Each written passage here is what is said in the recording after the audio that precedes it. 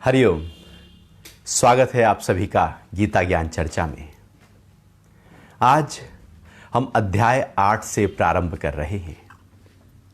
इससे पहले अध्याय 7 के अंतिम श्लोक में भगवान ने जहां पर अपनी बात रखी और कहा कि जो मुझे अधिभूत, अधिदैव, अधियज्ञ का स्वामी जानते हैं, युक्त चित्त वाले पुरुष परायण काल में मुझे ही जानते हैं। अब जैसे ही भगवान ने ये बात रखी तो अर्जुन के मन में प्रश्न उठने शुरू हो गए और अर्जुन ने लगातार बहुत सारे प्रश्न एकदम भगवान से कर दिए। अध्याय 8 और इस अध्याय का नाम है अक्षर ब्रह्म योग। अर्जुन ने एकदम प्रश्न भगवान से किए कि हे पुरुषोत्तम, ब्रह्म क्या है, अध्यात्म क्या है, कर्म क्या है, अधिभूत कौन सा कहा गया है और अधिदेव किसे कहते हैं। अर्थात 5 प्रश्न एक ही श्लोक में लगातार अर्जुन ने कर दिए। अब 5 प्रश्न एक साथ होने और फिर वो यही नहीं रुकता, दूसरे श्लोक में भी वो अपने प्रश्नों को आगे बढ़ाता है। 5 प्रश्न जब एक साथ हो रहे हैं तो इसका मतलब है कि अर्जुन अभी बहुत ही प्रश्नों के साथ, उसके प्रश्न अभी खत्म नहीं हुए, प्रश्नों का समाधान नहीं हुआ। जब व्यक्ति प्रश्नों से भरा हो तो अध्यात्म को पा नहीं सकता। जब वो उत्तरों से भर जाए तो वो अध्यात्म में टिक सकता है। प्रश्न एक हलचल है, प्रश्न एक ऐसी प्रक्रिया है जहां पर हम बाहर की तरफ दौड़ते हैं, उत्तर एक ऐसी प्रक्रिया है जहां पर हम भीतर की तरफ दौड़ते हैं। कई बार प्रश्न नहीं होते, पूछने के लिए किए जाते हैं, बात को बढ़ाने के लिए किए जाते हैं। अंदर के प्रश्न नहीं होते, गहरे नहीं होते। क्योंकि जब वो गहरे नहीं होते तो उस पर टिकना मुश्किल होता है। केवल पूछने के लिए किए गए प्रश्न पर व्यक्ति कभी भी टिक नहीं सकता, क्योंकि वो प्रश्न उसके अपने होते ही नहीं हैं। एक ही श्लोक में लगातार 5 प्रश्न कुछ इशारा कर रहे हैं अर्जुन के मन की अवस्था का। और जब अर्जुन शुरू में ही पूछ रहे हैं कि ब्रह्म क्या है, अर्थात सबसे ऊंचा प्रश्न जब हो गया तो अब उसके निचले प्रश्न की कोई बात रह नहीं जाती। जैसे अष्टावक्र गीता में जब राजा जनक अपने गुरु अष्टावक्र जी से प्रश्न करते हैं और अष्टावक्र गीता का प्रारंभ होता है कि हे भगवान, वो अपने गुरु से कह रहे हैं कि मुक्ति क्या है, वैराग्य क्या है। अर्थात सबसे पहला जो प्रश्न है वो मुक्ति का किया जा रहा है। अर्थात जब सबसे पहला प्रश्न सबसे ऊंचा प्रश्न हो जाता है तो गुरु अब उसी पर ही आगे चलते चले जाते हैं। अब राजा जनक दोबारा से निचला प्रश्न नहीं करते, वो ऊपर की और अवस्थाएं का प्रश्न करते चले जाते हैं, चूंकि शुरू में ही पूछ लिया ज्ञान, मुक्ति और वैराग्य।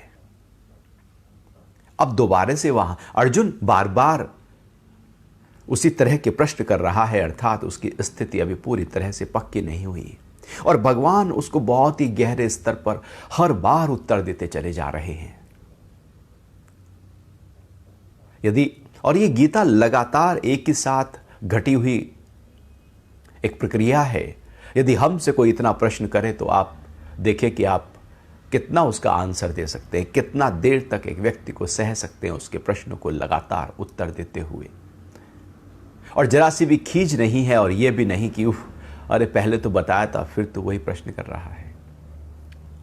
क्योंकि भगवान को दिख रहा है कि अर्जुन उस स्थिति तक पहुंच सकता है जहां वो पहुंचाना चाहते हैं। अच्छा है कि प्रश्न निकलें, प्रश्न उठे तो डिसॉल्व हो। प्रश्न उठना बहुत अच्छा है, नए नए प्रश्न उठना बहुत अच्छा है, लेकिन उत्तरों में टिकना भी उतना ही महत्वपूर्ण है। केवल प्रश्न ही किए जाएं, लेकिन जो गुरु के माध्यम से उत्तर आए उस पर हम टिके ही नहीं हैं, तो वो प्रश्न मेरा फिर खड़ा रहेगा, फिर प्रश्न कर लेंगे, फिर उत्तर आ जाएगा, फिर हम उसी प्रश्न पे खड़े रहेंगे, क्योंकि हमने तो पूछने के लिए पूछा था, हमने उसमें टिकने के लिए थोड़ी पूछा है। उत्तर पे यदि टिक गए तो धीरे धीरे सारे प्रश्न खत्म हो जाते हैं, और यदि प्रश्न पे ही ठहरे रहे तो प्रश्न बड़े बड़े और खड़े होते चले जाते हैं। प्रश्नों की एक बाढ़ है व्यक्ति के अंदर। प्रश्न उलझाते हैं, तनाव देते हैं, और उत्तर शांति देते हैं, हल्कापन देते हैं। इसलिए गुरु उत्तरों से भरे होते हैं, शिष्य प्रश्नों से भरा होता है।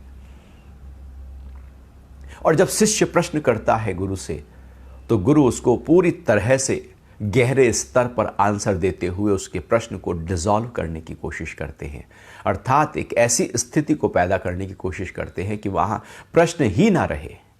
जब प्रश्न ही खत्म हो गया, उत्तर कुछ नहीं होता, बल्कि प्रश्न ही खत्म हो जाता है। जैसे प्रकाश कुछ नहीं, बस अंधेरा ही खत्म हो गया। अंधेरे का मतलब जहां काला है, प्रकाश का मतलब अंधेरा नहीं है। अब प्रश्न नहीं रहा, ऐसी स्थिति प्राप्त शिष्य जब कर ले तो वो गुरु के समान होने लगता है। अब प्रश्न तो किए हैं, लगातार 5 प्रश्न एक ही श्लोक में। उसके बाद अर्जुन रुके नहीं और कह रहे हैं कि हे मधुसूदन, अधियज्ञ कौन है और इस देह में कैसे? निरंतर आत्मा में स्थित पुरुष द्वारा परायण काल में आप किस प्रकार जाने जाते हैं? अब 3 प्रश्न यहां पर कर लिए कि अधियज्ञ कौन है, इस देह में वो कैसे है, और अंतकाल में वो किस प्रकार से जाना जाता है। अब लगातार 8 प्रश्नों की एक झड़ी अर्जुन ने भगवान के सामने रखी है। तो भगवान ने उसको गहरे स्तर पर उत्तर देना प्रारंभ किया। अध्याय 8 और श्लोक 3 श्री भगवान बोले, परम अक्षर ब्रह्म है, स्वभाव को अध्यात्म कहा जाता है, भूतों के भाव को उत्पन्न करने वाला त्याग कर्म कहलाता है। तो भगवान ने पहला आंसर दिया, चूंकि पहला प्रश्न किया था कि ब्रह्म क्या है। परम अक्षर ब्रह्म है। छोटी सी बात में ब्रह्म को समझा दिया। ब्रह्म क्या है? अक्षर, परम अक्षर। अक्षर किसे कहते हैं? एक होता है क्षर, एक है अक्षर, एक है क्षय, एक है अक्षय, एक है नाश, नाशवान, एक है जिसका नाश नहीं होता, अनश्वर। ब्रह्म क्या है? जिसका नाश नहीं होता, जिसका क्षय नहीं होता, जिसमें डेटोरिएशन नहीं होता, ह्रास नहीं होता, परिवर्तन नहीं होता, जिसमें कोई गति नहीं है। ब्रह्म है नाशवान रहित अवस्था। हम जीवन में यदि अपने को देखें तो हम उनमें रहते हैं, वहां रहते हैं जो चीजें नष्ट हो रही हैं, जो आ रही है, जा रही है, जिसका स्वरूप बदल रहा है, कम ज्यादा हो रही है, उत्पन्न और नष्ट हो रही है, जन्म और मृत्यु हो रही है। हम केवल जो परिवर्तन हो रहा है उसको देख रहे हैं। लेकिन ब्रह्म, इसके पीछे एक ऐसी स्थिति है, एक ऐसी अवस्था है जहां पर कोई परिवर्तन नहीं, कोई नाश नहीं। वो ज्यों का त्यों है, वैसा ही है। जब रत्ती भर भी परिवर्तन जिस अवस्था में ना हो, उस अवस्था को ब्रह्म कहते हैं। यदि हमारे मन में एक ऐसी अवस्था आ जाए कि बिल्कुल हलचल रहित हो जाए, एक अपार शांति, एक असीम सुकून, कोई ख्याल नहीं, कोई उलझन नहीं, कोई बिखरापन नहीं, बस एक एक भाव, एक रस, एकदम शांत। तो वो ब्रह्म की अवस्था है। हमारा अंदर अब ब्रह्म का अनुभव हो गया है। लेकिन मन में यदि ख्याल आया, चला गया, दूसरा आया, चला गया, तीसरा आया, चला गया, तीसरे ख्याल ने पहले ख्याल को पकड़कर कुछ कुछ मिश्रण तैयार किया। अब इस तरह से करता हुआ मन जब बदल रहा है तो वहां ब्रह्म नहीं है। जब बुद्धि में भी पूरी तरह से संशय और कभी निर्णय और कभी निश्चय और हलचल पैदा हो रही है, ब्रह्म कहीं है नहीं वहां। फिर अहंकार में भी कभी ये अहंकार, कभी वो अहंकार, बदलता रहता है हमारा अहंकार भी। जहां जहां बदलाव है, शरीर के स्तर पर भी हमारे सेल्स मर रहे हैं, बन रहे हैं, मर रहे हैं, बन रहे हैं। चल रहा है सिलसिला, चलता रहता है लगभग 7-8 साल तक, और फिर पूरा शरीर नया हो जाता है। यहां देखा जाए तो हर स्तर पर बदलाव ही बदलाव है।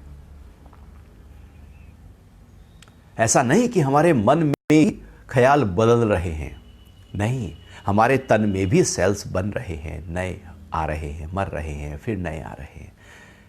यहां ऐसा कोई जगह ही नहीं है जहां पर परिवर्तन ना हो रहा हो, पुराना मरकर नया ना आ रहा हो, ख्याल खोकर नया जग ना रहा हो। हम जीवन को जी जाते हैं वहां जो बदल रहा है। ब्रह्म वो है जो बदलता नहीं, अक्षर ब्रह्म है, परम अक्षर ब्रह्म है। अर्थात एक पूरे ब्रह्मांड में एक है ब्रह्मांड, जहां पर परिवर्तन दिख रहा है, और ब्रह्मांड जिसके आधार पर, ब्रह्म के आधार पर ब्रह्मांड खड़ा है। इसलिए इसका नाम बड़ा प्यारा है। ब्रह्म के आधार पर जो खड़ा है, ब्रह्म के अंदर जो खड़ा है, वही ब्रह्मांड है।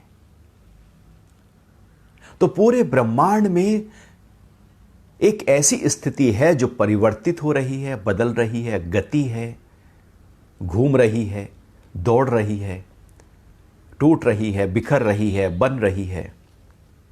एक ऐसी स्थिति है जो पूरी तरह से ज्यों की त्यों खड़ी है। वो ब्रह्म है, वो परम अक्षर जो सब जगह विद्यमान है, जिसमें क्षय रत्ती भर भी नहीं होता, वही ब्रह्म है। अब वो जो ब्रह्म है, हम उसको तब अनुभव कर सकते हैं जब यदि हम वहां खड़े हैं जहां पर क्षय हो रहा है, तो अक्षय को नहीं पकड़ सकते। हमें वहां जाना होगा जो अक्षर है, तब हम अक्षर को पकड़ सकते हैं। आत्मा में उतरकर ही ब्रह्म का अनुभव किया जा सकता है। और इसीलिए हम अपने शब्दों को अक्षर कहते हैं। व्याकरण में बहुत ही खूबसूरत शब्दों को कहा है अक्षर। अ, आ, ई, उ, अक्षर, जो बोला गया अक्षर। अक्षर भी नष्ट नहीं होता, वो पूरे ब्रह्मांड में तैरता रहता है, घूमता रहता है, कभी वो खत्म हो नहीं सकता। उसके अणु बिखर जाते हैं, फिर कभी कभी मिल जाते हैं, और हमें ऐसा लगता है जैसे कोई आवाज दे रहा है। इसलिए कहा है कि क्योंकि वो खत्म नहीं होता। और वो क्यों खत्म नहीं होता? क्योंकि वो आकाश में चला गया, और आकाश में चला गया इसलिए वो पूरा आकाश जो है वो शब्दों से भरा पड़ा है, अक्षरों से भरा पड़ा है। यदि वो 10,000 साल पहले भी बोले गए थे तो आज भी वो हैं, वो कहीं जाते नहीं हैं। थोड़ा सा समझने के लिए, अक्षर को गहराई से समझने के लिए कि जो बोलोगे वो मिटेगा नहीं, वो अक्षर है। और जो परम अक्षर है वो ब्रह्म है। यहां कि अक्षर ब्रह्म है, लेकिन जो परम अक्षर है, वो जो नाश रहित अवस्था की भी जो परम अवस्था है, जो आकाश के भी अति परे है, जिसके आधार पर आकाश में अक्षर अक्षर रहते हैं, वो भी जो परम है वो ब्रह्म है।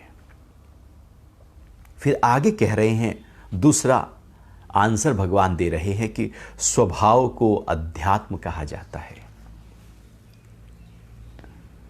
स्वभाव अर्थात मेरा जो स्व का भाव है, मेरा अपना जो स्वरूप है, मैं जो हूं, वो अध्यात्म है। अब मैं कौन हूं, क्या हूं मैं? अभी तक हमने जो जाना है कि ये शरीर मैं हूं, ये नाम मैं हूं, जो आप अपने बायोडाटा में पूरा 2, 3, 5 पेज का बायोडाटा भर देते हैं, वो आप नहीं हैं। वो आपके द्वारा किए गए कर्म हैं, आप थोड़ी है वहां पर। आप उनके पीछे हैं। लेकिन हम जब अपना परिचय देते हैं तो हम कहते हैं कि मैं नेता हूं, मैं अभिनेता हूं, मैं व्यवसायी हूं, मैं ये हूं, मैं वो हूं। वो हम अपने कर्मों को बता रहे होते हैं, जबकि जो मैं हूं, मेरा जो स्वभाव है, वो कहीं कहीं छुपा होता है, क्योंकि हमने उसको अनुभव ही नहीं किया। अध्यात्म का मतलब है, इसलिए आध्यात्मिकता, स्पिरिचुअलिटी, अध्यात्म किसको कहते हैं? हमने नाम तो सीखा समझा, लेकिन आध्यात्मिकता को भगवान यहां परिभाषित कर रहे हैं कि जो स्वभाव है, जो पूरी तरह से परिवर्तित नहीं होता, एक जैसा रहता है। एक स्वभाव चित्त का होता है और एक आत्मा का होता है। चित्त का स्वभाव नहीं कि इसका स्वभाव ऐसा है, ये तो गुस्से वाले स्वभाव में रहता है, ये तो चिड़चिड़ाई रहता है, इसका स्वभाव तो झूठ बोलने का है। वो स्वभाव चित्त के स्तर पर आदत का होता है, उसको आदत स्वभाव कहते हैं। यहां जो स्वभाव की बात कर रहे हैं वो आत्मा के भाव की बात कर रहे हैं। अध्यात्म का मतलब है, अर्थात आध्यात्मिक यात्रा या आध्यात्मिक मार्ग या आध्यात्मिक गति का मतलब है कि जो अपने स्वभाव की तरफ गति करे।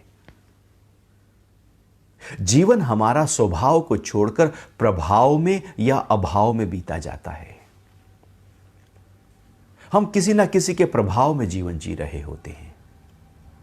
वो अच्छा है, वो अच्छा बोल सकता है, वो अच्छा दिखता है, उसके कपड़े अच्छे हैं, उसका घर अच्छा है, उसके बच्चे अच्छे। हम किसी और के प्रभाव में आ जाते हैं या फिर अभाव में आ जाते हैं कि मेरे पास ये नहीं है, मेरे पास वो नहीं है, वो होता तो अच्छा होता, उसके पास तो सब मिला है, मुझे तो कुछ नहीं मिला। हम कुछ अपने अंदर हीनता का भाव ले आते हैं, जो कि स्वभाव में नहीं खड़े हैं। जब स्वभाव को हम पकड़ लेते हैं तो अभाव और प्रभाव, चूंकि वो बाहर की चीज है, उसका असर हमारे ऊपर हो नहीं सकता। जब हम स्वभाव में आते हैं, अपने ही भाव से भावित हो जाते हैं, भर जाते हैं, तो पूर्ण हो जाते हैं हम। बाहर की चीजें हमेशा अपूर्ण करती रहती हैं हमको, इसलिए कभी भरता ही नहीं है। और ले आओ, और जितना भी आ जाए थोड़ा ही दिखता है, क्योंकि वो मेरा स्वभाव नहीं। और मैं स्वभाव को छोड़कर कहीं गया, अपूर्णता में गया, तो वो भरेगा कैसे? पूर्ण तो मेरा स्वभाव है। तो अपने स्वभाव को अनुभव करने की जो प्रक्रिया और यात्रा है, वो अध्यात्म है। एक स्पिरिचुअल प्रैक्टिस, अर्थात जो आत्मा की ओर अध्ययन किया जाए, वही अध्यात्म है। आत्मा का अध्ययन वो एक साधना, एक प्रैक्टिस, अंतर्मुखी यात्रा, भीतर से जुड़ने का जो लगातार एक रुचि है हमारे अंदर, वो अध्यात्म कहलाती है। और बाहर से जुड़ने की जो रुचि है, वो संसार और जगत और बंधन कहलाती है। अध्यात्म ही मुक्ति की यात्रा है। तो भगवान कह रहे हैं कि जो ब्रह्म है वो परम अक्षर है, और जो अध्यात्म है वो हमारा स्वभाव है। और फिर आगे कहा कि भूतों के भाव को उत्पन्न करने वाला त्याग कर्म कहलाता है। अब कर्म क्या है? अब जैसे ही हम अपने स्वभाव में हैं, अपने स्व के भाव में आराम से ध्यान की अवस्था में, उस प्रभु की याद में, उस भक्ति में, उस प्रार्थना में बैठे हैं, अब कोई कर्म उठा हमारे मन में, कुछ करने का भाव उठा, जो उठता ही रहता है। हम लगातार कुछ करने में ही लगे रहते हैं, हम भाग ही रहे हैं, हम कहीं बाहर सोच रहे हैं और कहते हैं कि बहुत अच्छा आइडिया आया, बहुत अच्छा थॉट आया, फिर लग गए बाहर, ये कर लूं, अब वो कर लूं, लग गए बाहर। कर्म में जैसे ही हम जाते हैं, हम कहीं अपने स्वभाव को छोड़ देते हैं। कर्म ऐसे समझो जैसे घर के बाहर जाना, और अध्यात्म ऐसे समझो, स्वभाव ऐसे समझो जैसे घर में रहना। तो यदि कुछ बाहर जाना है, सौदा लाना है, तो वो कर्म हुआ, तो कर्म क्या है, जैसे ही हम कुछ बाहर कुछ गति करने लगते हैं तो वो कर्म होने लगता है, लेकिन उसी समय कुछ ऐसा घटता है जिससे हमारा अपना स्वभाव का त्याग हो जाता है, हम उसको छोड़ देते हैं। कर्म है अपने को छोड़कर बाहर गति करना।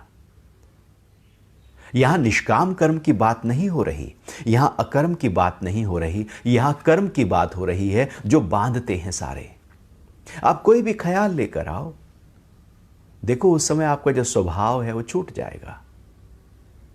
आप कुछ देखो, कुछ सुनो, स्वभाव छूट जाएगा। आप कुछ करने लगो, स्वभाव छूट जाएगा। आप सो जाओ, स्वभाव छूट जाएगा। आपने कुछ किया नहीं कि आपका स्वभाव छूटा नहीं, यदि पकड़ा है तो। और नहीं तो हम पकड़ते ही नहीं है और हम कर्म में ही लगे रहते हैं। बस यूं ही समय बीत जाता है, दिन दिन ऐसे ही बीतते जा रहे हैं।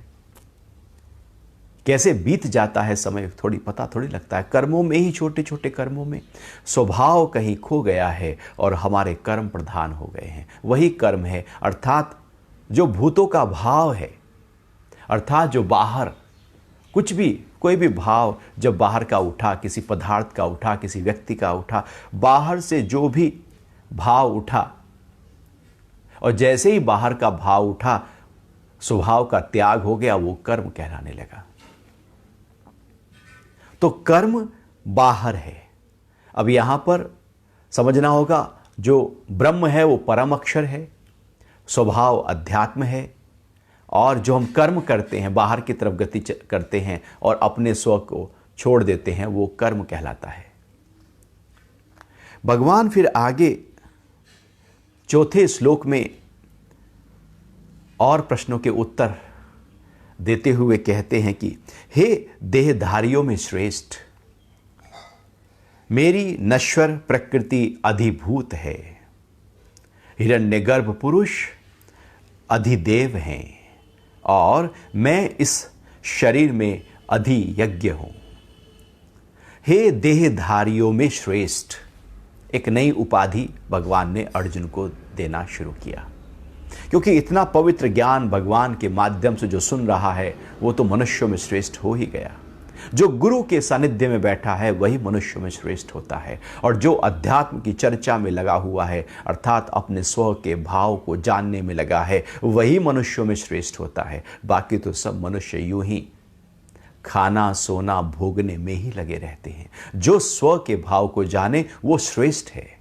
तो भगवान कह रहे हैं देहधारियों में श्रेष्ठ अर्जुन, क्योंकि तू मेरे से ज्ञान सुन रहा है, साक्षात मेरे से सुन रहा है, तो तू श्रेष्ठ हो गया।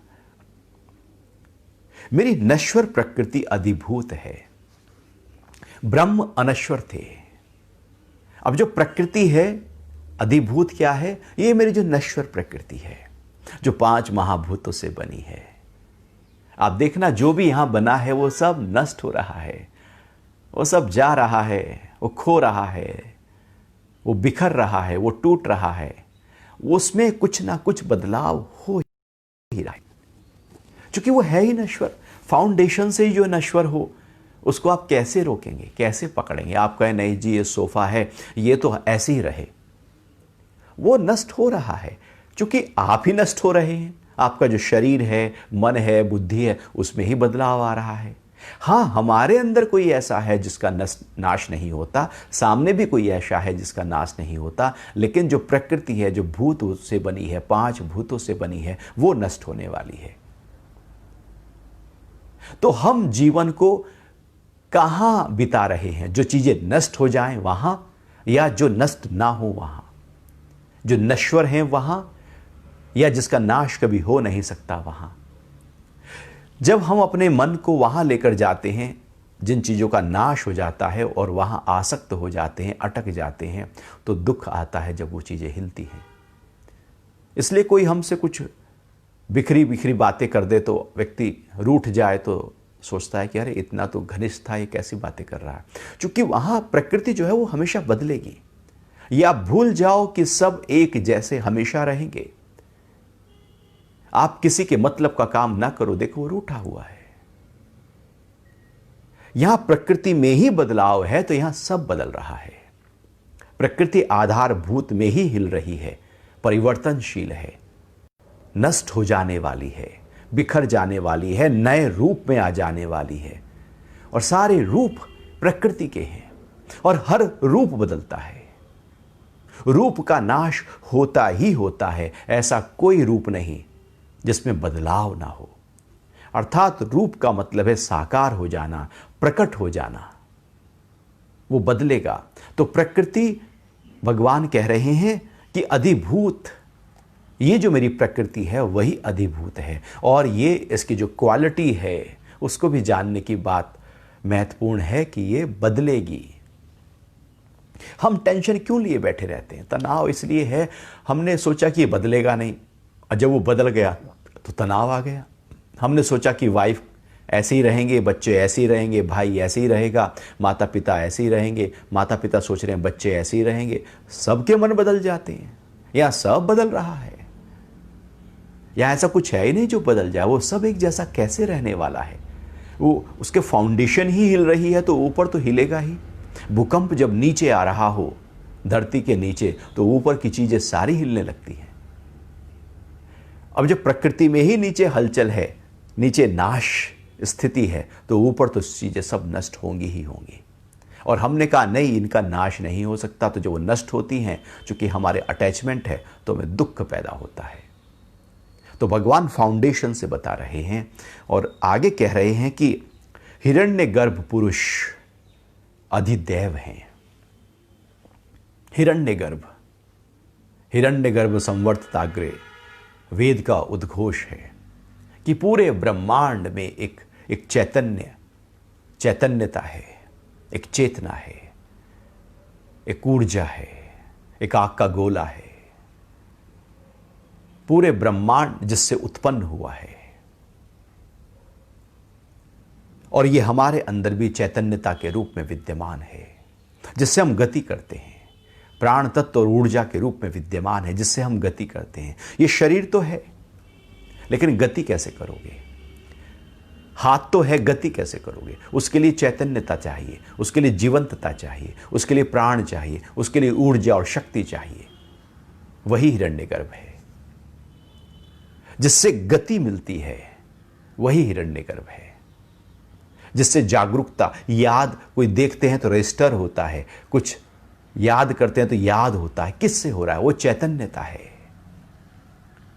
वो जो चैतन्यता है, भगवान कह रहे हैं, वो अधिदैव है। एक ऐसी ऊर्जा, एक ऐसी एनर्जी जो पूरे ब्रह्मांड में सब जगह सबको गति दे रही है, चैतन्यता दे रही है। जैसे आप बीज माली बोता है तो उसमें भी चेतना है ना, तभी तो उसको अंकुरित मिलता है, तभी तो पौधा बनता है, तभी तो वो पेड़ बनता है, तभी तो उसमें पत्ते आते हैं, और फिर पत्ते जाते हैं, फिर पत्ते आते हैं, फल आते हैं, फिर फल टूटते हैं, फिर नए फल आते हैं। कुछ तो है अंदर वहां पर, कुछ तो गति हो रही है। सूरज में, चांद में, नदी में, हवा में, वो चेतना, वो हिरण्यगर्भ, वो अधिदैव मैं हूं। वो भगवान कह रहे हैं कि हिरण्यगर्भ पुरुष अधिदैव है। अर्थात ये जो प्रकृति से बना हुआ शरीर है, एक ये है, और एक इसके अंदर एक अधिदैव है जो चेतना के रूप में विद्यमान है, जो प्राणा के रूप में विद्यमान है, जो गति कराता है और जीवन की जीवंतता जिससे मिलती है। और फिर आगे कह रहे हैं कि और मैं इस शरीर में अधियज्ञ हूं। अब इस शरीर में मैं, जो परमात्मा है, भगवान कह रहे हैं वो भी मैं हूं, यहां पर मैं विद्यमान हूं अधियज्ञ के रूप में, अर्थात आत्मा के रूप में। वो जो आत्म तत्व है, वो जो परम तत्व है, वो जो ब्रह्म तत्व है, वो इस शरीर में भी विद्यमान है अधियज्ञ के रूप में, आत्मा के रूप में। तो हमारे अंदर आत्मा है और बाहर ये प्रकृति है, शरीर है, और इसके बीच में इसको जोड़ने वाला एक हिरण्य अधिदैव है, जो प्रकृति से और पुरुष अर्थात आत्मा से एक दूसरे को जोड़े हुए है, एक ब्रिज के रूप में कार्य कर रहा है, एक सेतु के रूप में कार्य कर रहा है। तो ये तीन चीजों के आधार पर सब कुछ होता है। पूरे ब्रह्मांड में भी वो अधियज्ञ अर्थात परब्रह्म है, वो जो कॉन्शियसनेस, वो जो आत्म तत्व है। फिर बीच में एक प्राण शक्ति है जो चीफ ऑपरेटिंग पावर है भगवान की, और एक पदार्थ है। तो पदार्थ में जो चेतना पैदा होती है, गति पैदा होती है, वो प्राण से पैदा होती है, ऊर्जा से पैदा होती है, और इन सब का आधार जो है वो भगवान है। तो भगवान कह रहे हैं शरीर में अधियज्ञ मैं हूं। तो शरीर, एक है शरीर और एक है मरा शरीर, मृतक शरीर।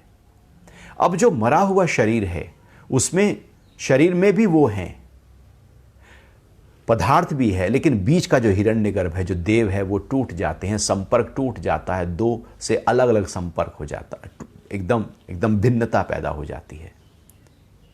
जब तीन इकट्ठे मिले हैं तो वो जीवन है, और बिखर गए तो फिर वो जीवन नहीं। तो शरीर में मैं अधियज्ञ हूं, एक लगातार एक यज्ञ, अर्थात एक ऐसे लगातार होने वाला यज्ञ। यज्ञ जैसे प्रकाश से भरा होता है, हवन कुंड को आप देखो, उसमें जो लौ होती है वो ऊर्ध्व गति करती रहती है, उसमें एक लालिमा है, उसमें एक अगन है, तपन है, एक रोशनी है, ज्योति है, प्रकाश है। आप दीप्तो भव, बुद्ध कहते हैं अपने दीपक आप बनो। वो दीपक, वो जो भीतर का दीपक है, चूंकि वो लगातार प्रज्वलित है। अधियज्ञ एक बाहर का यज्ञ है जो आप प्रज्वलित करते हैं, एक अधियज्ञ है जो प्रज्वलित है ही है। वो जो आत्मा है वो आपके भीतर है ही है, यज्ञ की तरह है, लेकिन अधि है। और वो जो अधियज्ञ है, जो आत्मा है, जो प्रकाश पुंज है, वो आत्मा है, और वही भगवान कह रहे हैं कि मैं हूं। तो अध्यात्म क्या है? अपने स्वभाव को जानने की प्रक्रिया, और उसके बाद जैसे ही हम अध्यात्म की यात्रा पर आगे बढ़ते चले जाते हैं, हमारे ही भीतर जो आत्म तत्व है वहां पहुंच जाते हैं, अर्थात हमारे ही भीतर जो परमात्मा है हम वहां पहुंच जाते हैं। तो अपने ही भीतर हम परम तत्व को पा लेते हैं, और यही आध्यात्मिकता है, अपने आप को जान लेना और अपने भीतर बैठे उस परम तत्व को जान लेना। फिर अभी प्रश्न के आंसर पूरे नहीं हुए। भगवान ने अगले श्लोक में और गहरे स्तर पर कहा कि जो पुरुष, ये अध्याय 8 का 5वां श्लोक है, जो पुरुष अंतकाल में केवल मेरा ही स्मरण करता हुआ देह अध्यास का त्याग कर देता है, वह मेरे ही स्वरूप को प्राप्त होता है। इसमें कोई संशय नहीं है। जो पुरुष अंतकाल में मेरा ही स्मरण करता हुआ देह अध्यास का त्याग कर देता है। अब अंतकाल को थोड़ा और हम समझ सकते हैं। अंतकाल का मतलब है काल का अंत। आप जो भी कर रहे हैं उसका एक अंत हो जाता है, वो अंतकाल हो गया। हर क्षण का भी अंतकाल हो रहा है, हर सेकंड का भी अंत हो रहा है। यहां सबका अंत हो रहा है। जब सबका अंत होता रहे वही अंतकाल है। केवल शरीर जब मृत्यु को प्राप्त हो वही अंतकाल नहीं, बाकी जीवन भर न जाने कितने अंतकाल पल पल हमेशा लगातार होते ही रहते हैं।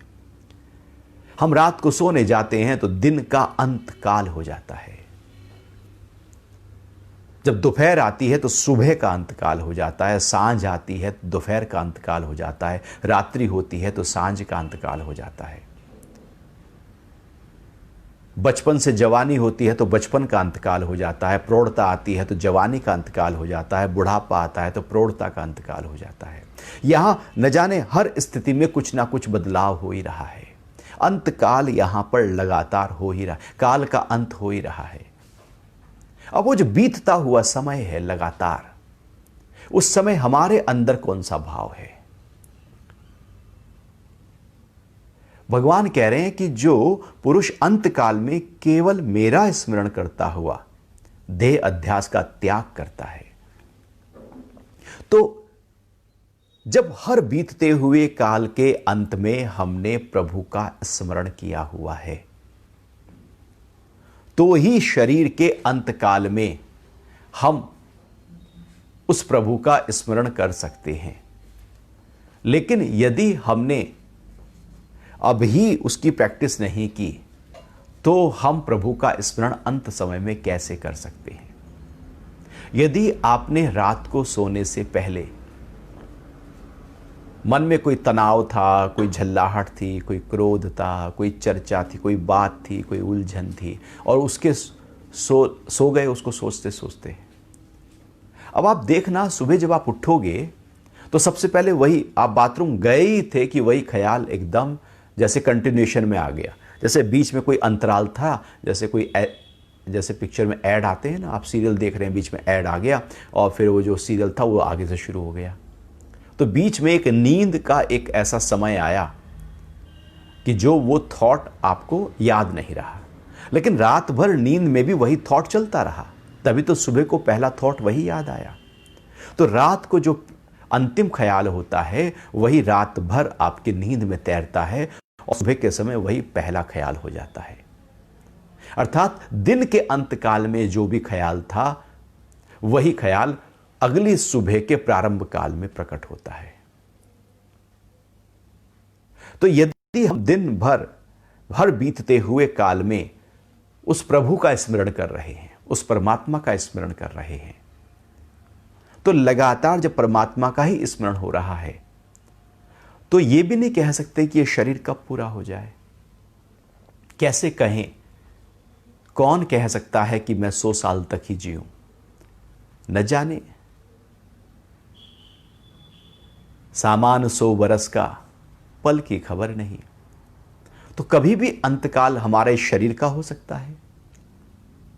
तो अंतकाल जब शरीर का हो रहा है तो उस समय हम प्रभु को कैसे याद करेंगे? व्यक्ति सोचता है नहीं, जब शरीर का अंतकाल होगा उस समय याद कर लेंगे और बात बन गई। भगवान कह रहे हैं जो मुझे अंतकाल में याद करता है वो मुझे ही प्राप्त हो जाता है। हम अंतकाल में याद कर लेंगे ना। ये तो ऐसी बात हुई कि एक बच्चा कहे जब एग्जाम आएगा ना, एग्जाम से बस थोड़ी देर पहले ही हम उसी समय जैसी पेपर आएगा उसी समय याद करके पेपर दे देंगे। पूरे साल नहीं पढ़ना है। पूरे साल पढ़ा हो तो पेपर आसानी से दिया जा सकता है। अब पढ़ाई नहीं है, तैयारी नहीं है तो एग्जाम के समय तो कोरा कोरा एकदम कॉपी छोड़ कर आएंगे, क्योंकि कुछ तैयारी नहीं है। जीवन एक तैयारी है बीतते हुए काल की। जीवन एक तैयारी है बीतते हुए उस समय की और आने वाले समय की। जीवन एक तैयारी है, ये शरीर जब पूरा हो रहा है उस समय अंतकाल में क्या भाव होगा। जीवन एक तैयारी है इस देह अध्यास से ऊपर उठकर आत्म भाव में आने की।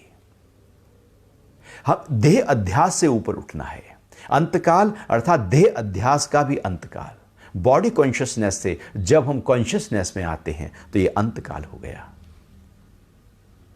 आसक्ति से अनासक्ति में जाते हैं तो आसक्ति का अंतकाल हो गया। विकार से निर्विकार में जाते हैं तो विकारों का अंतकाल हो गया। अंतकाल अनेक स्तर पर काम आता है। इसका बहुत ही गहन विवेचन है, व्याख्या है, इसकी और गहराई है। इसको और जितना चिंतन मनन करेंगे उतना और इसके गहरे में उतरते चले जाएंगे। महत्वपूर्ण बात यह है कि हर बीतता हुए काल के अंत में हमें प्रभु का स्मरण करना है। जाने कब कौन सा अंतकाल हो जाए। तो अभी क्या हमारे बीतते हुए हर काल में प्रभु हैं? यदि हैं तो जब भी काल बीतेगा वो प्रभु ही हैं, हर समय प्रभु ही हैं। ये शरीर भी मृत्यु को प्राप्त होगा तो वही याद रही होगी, क्योंकि दिन भर वही याद थी तो रात को भी वही ख्याल आएगा। तो फिर क्या होगा कि अंत समय में फिर वो मेरे ही स्वरूप को प्राप्त हो जाएगा। जो मुझे ये भजता है वो मेरे स्वरूप को प्राप्त हो ही जाता है। लेकिन हम ये सोचते हैं कि अंत में भज लेंगे, इसलिए लोग सारी आध्यात्मिकता को, प्रार्थनाओं को अंत के लिए छोड़ देते हैं। अरे ये तो बुढ़ापे का, अरे सत्संग, अरे अभी कोई उम्र थोड़ी हुई है सत्संग जाने की। कोई जवान सत्संग में आ रहा हो और जाके अपने दोस्तों को और रिश्तेदारों को कहे कि मैं सत्संग जाता हूं, तो वो ऐसे देखेंगे जैसे कहाँ से ये अजायब घर से आ गए लोग, पागल। सत्संग इस उम्र में? वो तो बाद की बात है, रिटायरमेंट के बाद की बात है। वो तो जब पोते पोती हो जाए तब की बात है। वो तो 75 साल के बाद की बात है। वो तो बुढ़ापे की बात है। वो तो मरने से पहले की बात है। हमने कुछ ऐसा सोच लिया कि वो अंत की बात है। इसलिए तो सारा तनाव है। मन बिखरे क्यों है? सबसे ज्यादा मेंटल हेल्थ इशू क्यों पैदा हो गए वर्ल्ड वाइड? क्योंकि जो अभी करना है उसको हमने कल पर छोड़ दिया, और जो कल पे करना था उसको हमने अभी कर लिया। सब उल्टा सीधा हमने किया। यदि प्रभु, वो प्रार्थना, उसका शुक्रिया, उसकी याद है, तो मन में तनाव हो कैसे सकता है? वो मन उलझ कैसे सकता है? उसकी याद हो और मन उलझाओ, उसकी याद हो और हम परेशान हो, हम दुखी हो। उसकी याद नहीं तो दुखी हैं। तो पूरी तरह से जब लगातार बहुत महत्वपूर्ण श्लोक है, भगवान ने जो व्याख्या की है कि लगातार अंतकाल में जो मेरा स्मरण करता है, हर काल के अंत में मेरा स्मरण करता जाता है। जब शरीर का भी अंतकाल आता है तब वो मेरे ही स्मरण में लगा हुआ था, क्योंकि उसकी प्रैक्टिस लगातार मेरे ही भाव से भावित हो रही थी। तो उसके बाद शरीर पूरा होने के बाद वो मुझे ही प्राप्त हो जाता है, और दिन भर यदि वो अंतकाल में मुझे भज रहा है तो भी वो मुझे ही प्राप्त है। वो हर समय मुझे ही प्राप्त है। शरीर है, शरीर नहीं है, सो रहा है या जाग रहा है, कुछ भी कर रहा है, वो मुझे ही प्राप्त है, क्योंकि वो हर समय मेरी ही याद में है। तो यदि हम उसकी याद में नहीं, तो फिर उसको प्राप्त नहीं हो सकते। हम जिसकी याद में होते हैं हम उसी को ही प्राप्त होते हैं। भगवान कह रहे हैं वह मेरे ही स्वरूप को प्राप्त होता है, इसमें कोई संशय नहीं है।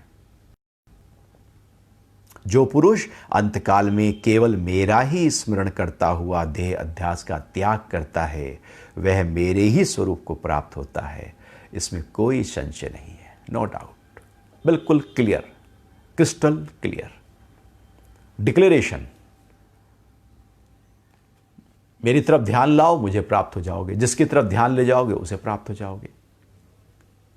नानक कहते हैं ना कि यदि तुम अंत समय में धन को सुमरोगे तो सांप बनोगे, स्त्री को सिमरोगे तो वैश्या बनोगे। तुम जिसको सिमरते हो उसी को प्राप्त हो जाते हो। किसको सिमरा जा रहा है वही लगातार चिंतन की प्रक्रिया हमारी शुरू हो जाती है, और हम उसी के रूप में प्रकट हो जाते हैं। और हम परमात्मा को ही स्मरण कर रहे हैं तो परमात्मा को ही प्राप्त हो जाएंगे, क्योंकि वही तो मन में था, वही तो प्रकट होगा। बच्चा जब डॉक्टर बनना चाहता है तो डॉक्टर बन जाता है, यदि उसके लिए पूरी मेहनत, पूरी जद्दोजहद, पूरा 24/7 प्रैक्टिस हो रही है। तो जिसको चाहते हो उसको प्राप्त हो जाते हो। यदि हम प्रभु को चाह रहे हैं तो प्रभु को प्राप्त हो जाएंगे। लगातार उसी भाव में हमें रहना होता है, उससे कम में बात नहीं बनेगी। रत्ती भर भी 1% भी कम में बात नहीं बनेगी। अर्थात हर बीतते हुए काल, सेकंड का भी जो सेकंड है वो जब बीत रहा है तो प्रभु का स्मरण हो। अर्थात ऐसा कोई समय ना हो, काल ना हो जब प्रभु की याद ना हो। ऐसा व्यक्ति परमात्मा को ही प्राप्त हो जाता है। तो ये आज 5 श्लोक हुए अध्याय 8 के। अभी आपके कोई प्रश्न उठ रहे हो तो उस पर बात कर सकते हैं।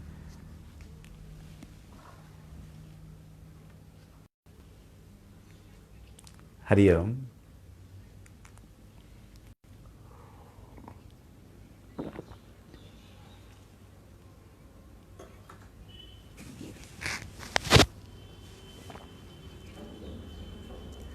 हार का सामना करना क्या नियति है और इसको कैसे बदलें? जब तक आप जीतना चाहोगे हार खड़ी रहेगी। हार जीत का अपोजिट है। ऐसा तो हो नहीं सकता कि आप जीतना चाहो और जीतते चले जाओ, जीतते चले जाओ, जीतते चले जाओ। सिकंदर भी जीतता चला गया, आखिर में मृत्यु से हार गया था। कहीं ना कहीं तो व्यक्ति हार ही जाता है, क्योंकि हम जीतने पे लगे हुए हैं। जो जीतना ही छोड़ दे वो कभी हार नहीं सकता। आप केवल कर्मठ हो जाओ, कर्मठ हो जाओ और कर्मठ होकर कर्म करते चले जाओ। जो भी फल प्रकट होगा उसको स्वीकार कर लो और उससे आगे फिर बढ़ते चले जाओ। जो चीज आपके लेखे में है ही नहीं, भाग्य में है ही नहीं, डेस्टिनी में है ही नहीं, अब आप उसके लिए कर्म करते रहो तो फिर वो पूरी नहीं होगी। तो माली कहे कि नहीं मैं तो ज्यादा पानी दूंगा तो मुझे अभी के अभी फल चाहिए, मुझे अभी आम खाने हैं, तो धीरे धीरे चल मना, धीरे सब कुछ होए, माली सींचे सो घड़ा, ऋतु आए फल होए। आप अपना काम करते चले जाओ, आज नहीं तो कल, कल नहीं तो परसों वो मंजिल आपको मिल ही जाएगी, जब आप लगातार अपने कर्मों से अपनी नियति बना लेंगे। हो सकता है कि पहली नियति में ये फल आपके सामने ना हो सकता है कि आप जिसको जीतना चाहते हैं, जिस चीज को पाना चाहते हैं, वो प्रारब्ध के आधार पर ना हो, लेकिन अब आपने कर्म करना शुरू किया उसके लिए। अब ये कर्म के आधार पर आपने एक नई नियति बना ली, एक नया प्रारब्ध बना लिया, एक नई डेस्टिनी बना ली, चूंकि आप उसी तरफ आगे लगातार बढ़े हुए थे। तो पहले तो नहीं था, इसलिए नहीं मिला हार का सामना, और आप कर्मठ होकर आगे बढ़ते चले गए, तो फिर वो जो नियति है, वो जो प्रारब्ध है, वो आपके सामने खड़ा हो जाएगा, चूंकि आपने कर्मठता की। तो कर्मठ हो जाओ, आप जो चाहते हो वो मिल जाएगा। लेकिन हम कितना चाहते हैं? कई बार हम केवल चाहते हैं, उसके लिए कुछ करते नहीं। कई बार करते भी हैं और चाहते भी हैं, लेकिन दिशा हमारी गलत होती है। हम कुछ ऐसा करते हैं कि कोशिश तो कर रहे हैं, लेकिन रेत में से सरसों का तेल निकालने में लगे हुए हैं, वो वहां आएगा नहीं। तो हमारी बुद्धि भी सजग हो, हमारी ऊर्जा भी सही दिशा में लगी हो, नित्य निरंतर उसकी तरफ पूरी तरह से फोकस होकर काम किया जा रहा हो, लक्ष्य सही प्रकार से साधा गया हो, कर्मठता जू की त्यों बनी हुई हो, तो लक्ष्य मिल ही जाता है। लेकिन आप पहले ही सोचो मुझे जीतना है, तो फिर जब आप कर्म करते रहोगे तो मन में लगेगा अरे कहीं हार ना जाऊं। कहीं हार पहले ज्यादा स्तर पर खड़ी रहती है, जीत उतनी पक्की नहीं होती, हार अंदर ज्यादा पक्की हो जाती है, इसलिए हम हार जाते हैं। क्योंकि जब जीत हम कहते हैं मैं जीत जाऊंगा, तो हमारे कर्म कहीं छोटे पड़ जाते हैं, क्योंकि जीत बड़ी हो गई। आप ना जीत को बड़ा करो, ना हार को बड़ा करो, आप अपने कर्मों को बड़ा करो, फिर जो होगा उसका स्वागत है। फिर आप पाएंगे जो आप चाह रहे हैं, जितना आप चाह रहे हैं उससे ज्यादा ही प्रकट होता जा रहा है, क्योंकि आप अपने कर्मठता के साथ में आगे बढ़ रहे हैं।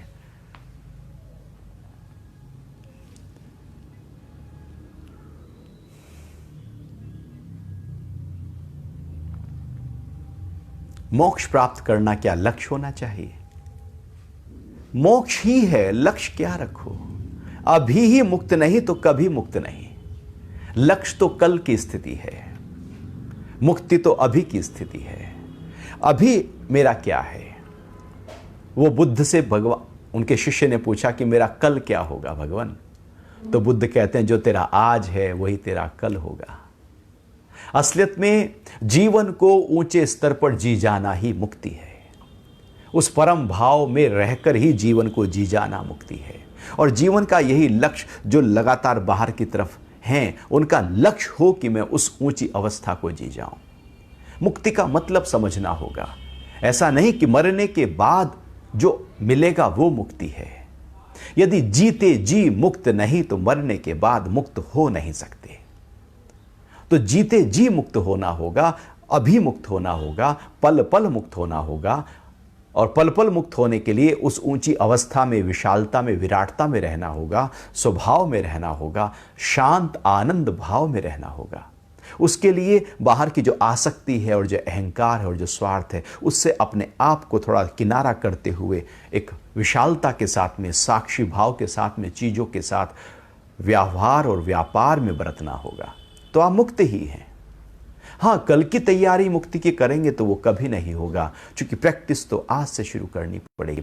जब भी आप मुक्ति की तैयारी में आओगे, वो आज होगा, वो अभी होगा, वो कल नहीं होगा। तो हमारे जीवन का लक्ष्य, एक्चुअली जीवन का लक्ष्य जीवन ही हो सकता है। और जीवन की जीवंतता को यदि गहराई से अनुभव कर लिया जाए तो वही तो मुक्ति है। अपने स्व के भाव को अनुभव करना ही तो मुक्ति है। हम पदार्थ में अटके, वही बंधन। हम स्व के भाव में आ गए, वही मुक्ति। अभी आ गए, अभी मुक्त। अभी बाहर चले गए, अभी बंधन।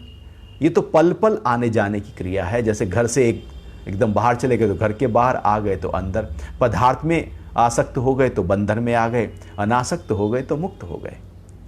तो लक्ष्य ऐसा नहीं कि बहुत लंबा कोई प्लानिंग करनी है, मरने के बाद की प्लानिंग है, बुढ़ापे में कुछ करेंगे। नहीं, अभी ही करनी है। और ये पक्का करो कि अभी मुक्त ही हैं। हम क्यों कहें लक्ष्य? लक्ष्य तो बाद की स्थिति है, फ्यूचर में है। आपको अभी मुक्त हैं, इसमें क्या जा रहा है? इस भाव को प्रबल करने में घाटा क्या है, लगता क्या है? एक अंदर से अनुभूति तो पक्का करनी है, मैं मुक्त हूं। मुक्त का अभिमानी मुक्त ही है। बस उस मुक्ति के भाव के साथ आप सारे कर्म करो, आप मुक्त हैं।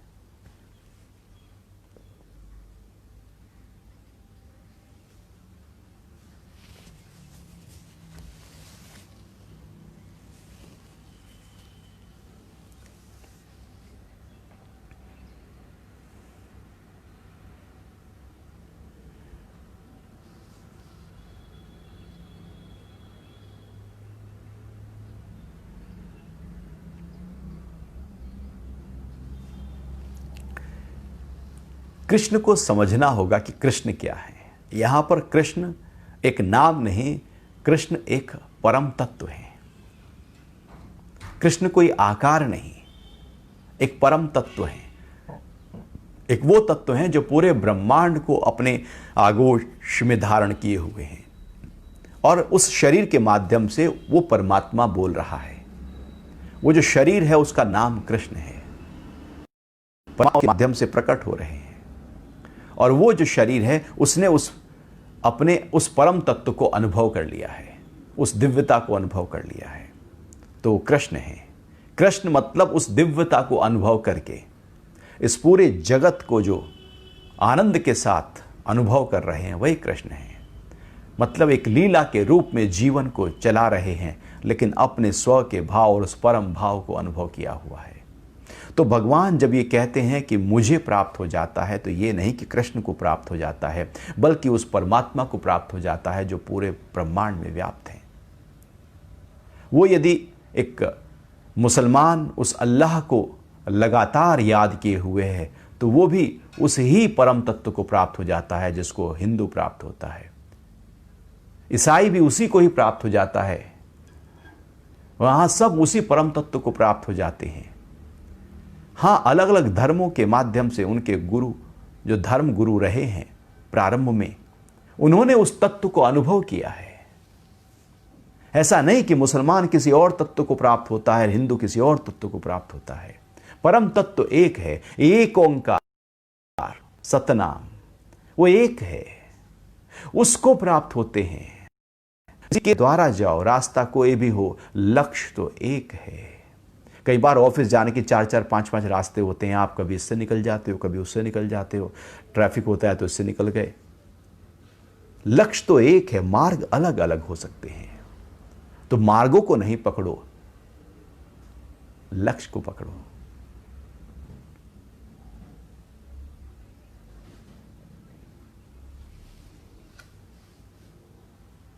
भाग्य के पीछे पड़ते ही क्यों हो? भाग्य को छोड़ दो ना। जो मिलना है वो मिलेगा, जो भाग्य में है वो आएगा। वो जा नहीं सकता चूंकि आपका है। आपने यदि बैंक में डिपॉजिट्स किए हैं तो वो आपके हैं, आप कभी भी निकाल सकते हो। आपने बैंक से लोन लिया है तो आपको देना पड़ेगा। जो वहां पर अकाउंट्स हैं आपके चित्त में वो तो घटेंगे ही घटेंगे, और वही डेस्टिनी है। आपने पहले बहुत अच्छे कर्म किए थे तो उसका फल मिलने का समय आ गया। आपने पहले अच्छे कर्म नहीं किए, अब उसका फल तो प्रकट होगा, उसको बदलोगे कैसे? क्यों बदलना चाहते हो? प्रारब्ध में जो है उसको वैसे का वैसा भोग लो आनंद के साथ, लेकिन अभी के कर्म तो आपके हाथ में है ना। ऐसा थोड़ी है कि अमीर से अमीर घर में जन्मे ही लोग अमीर हो जाते हैं। जो गरीब से आते हैं वो भी बहुत अमीर बन जाते हैं। यहां पर तो फोर्ब्स की जो लिस्ट है, रिच लिस्ट है, वो बदलती ही रहती है। तो आप कर्मठता को ताकत दो, आप आगे बढ़ते चले जाओगे। हम योग वशिष्ठ में बोला है, जो आलसी लोग हैं वो प्रारब्ध के भरोसे बैठे रहते हैं। आलसी लोगों के लिए प्रारब्ध तैयार किया गया है। भैया प्रारब्ध में जो होगा वही तो होना है। तो प्रारब्ध में जो होना है, प्रारब्ध से जो होना है वही होगा, पक्की बात है। लेकिन अभी के कर्म भी तो आपका प्रारब्ध बनने वाले हैं। आपका आज आपके भूतकाल के आधार पर खड़ा है, आपका भविष्यकाल आपके आज के आधार पर खड़ा है। यदि आपने आज को ताकत दी तो आपका भविष्य मजबूत हो गया, आपने भूतकाल को ताकत दी थी तो आपका आज मजबूत हो गया। आप प्रारब्ध के भरोसे बैठे तो आप केवल और केवल आज को ही कमजोर कर रहे हैं, आलस्य में हैं, इसलिए आने वाला कल कभी भी मजबूत हो नहीं सकता। तो प्रारब्ध के भरोसे नहीं, प्रारब्ध जब आएगा तब आएगा। हम अपने कर्मों के साथ आगे बढ़ते चले जाएं।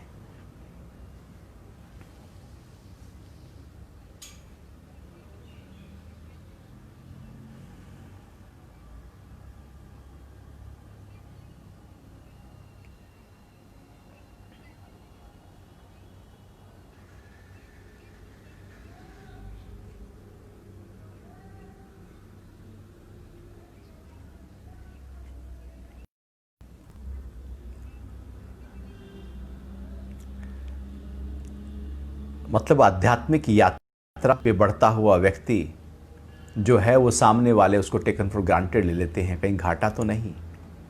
आध्यात्मिकता का मतलब ये तो है ही नहीं कि आप चुप हो जाओ। भगवान कृष्ण का चरित्र तो देखें, उनकी लीलाएं तो देखें, कहाँ चुप हो रहे हैं वो। जब युद्ध करना है वो युद्ध कर रहे हैं, जब रण छोड़कर भागना है वो रण छोड़ रहे हैं, जब रास करना है वो रास कर रहे हैं, जब भोजन करना है तो 56 भोग लगे हुए हैं, कपड़े पहनने तो बिल्कुल टॉप क्लास कपड़े पहनने हैं, वहाँ सब कुछ बेस्ट और बेस्ट है। जब चर्चा करनी है तो चर्चा में भी सबसे ऊंचे स्तर पर आकर चर्चा करते हैं। वो हर जगह अपने आप को, चूंकि जब आप आध्यात्मिक हैं, एक होता फॉल्स आध्यात्मिकता, फॉल्स ज्ञान, ऊपर का ढका हुआ। लेकिन आप यदि आध्यात्मिक हैं तो आप पूरी तरह से बुद्धि ऐसे खोल कर जी रहे हैं, फिर वहां आपको कौन कैसा उल्लू बना सकता है। फिर तो आप जैसे को तैसे के रूप में प्रकट हो जाते हैं। आप कहीं अटकते नहीं, कहीं फंसते नहीं, कहीं उलझते नहीं, आप अपने से जुड़े होते हैं और पूरे पूरे प्रकट रूप में, विशाल रूप में होते हैं। फिर जीवन को आप पूरी तरह से जी रहे होते हैं। ऐसा थोड़ी है कि आप किससे बात नहीं करेंगे और बातों में चतुराई और चालाकी और होशियारी नहीं होगी। क्या भगवान के जीवन में ऐसा नहीं था? अंदर की स्थिति अलग है, बाहर का व्यवहार अलग है। बाहर का व्यवहार तो व्यवहार सो व्यवहार की तरह ही चलेगा। जब रास्ते आड़े तिरछे होते हैं, आपका नहीं मैं तो गाड़ी सीधी चलाऊंगा, अब रास्ता ही आड़ा तिरछा है तो आपको आड़े तिरछे रास्ते पर आड़े तिरछे ही गाड़ी लेकर जानी पड़ेगी। आप सीधी चलाएंगे तो फंस जाएंगे। जब ये प्रकृति ही इस तरह से आड़ी तिरछी है, घूमती हुई है, तो आपको भी तो उसमें घूमते हुए ही जाना होगा। तो प्रकृति में व्यवहार उसी ही आड़े तिरछेपन के साथ करना होगा। लेकिन आड़े तिरछेपन के साथ जब आप चल रहे हैं तो अपनी संतुलितता को नहीं छोड़ना, अपने बैलेंस को नहीं छोड़ना, अपने स्वभाव को नहीं छोड़ना। उसके बाद जो नट है अपने बैलेंस को पकड़कर वो कलाबाजियां खाता रहता है, लेकिन उसने बैलेंस को पकड़ा है। तो बैलेंस को पकड़कर जब कलाबाजियां खाई जाती हैं तो व्यक्ति गिरता नहीं है, अटकता नहीं है, फंसता नहीं है, उलझता नहीं है। लेकिन जैसी बैलेंस छोड़ा वो गिर जाएगा। हम प्रकृति में इसलिए उलझ जाते हैं चूंकि अपने स्वभाव को छोड़ देते हैं। तो स्वभाव को पकड़ने के बाद आप फिर व्यवहार करें, बात करें, उसके बाद कोई भी चीज़ आपको अटका नहीं सकती।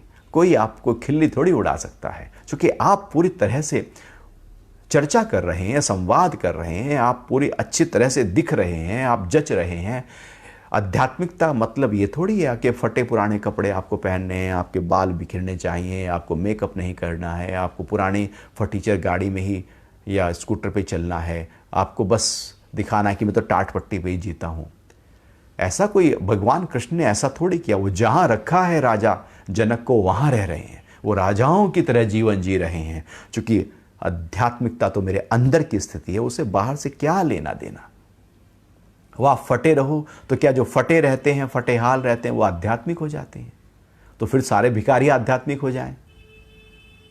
तो अंदर की स्थिति को पकड़ो, फिर बाहर पूरे आनंद के साथ जीवन को जियो। हरि ओम।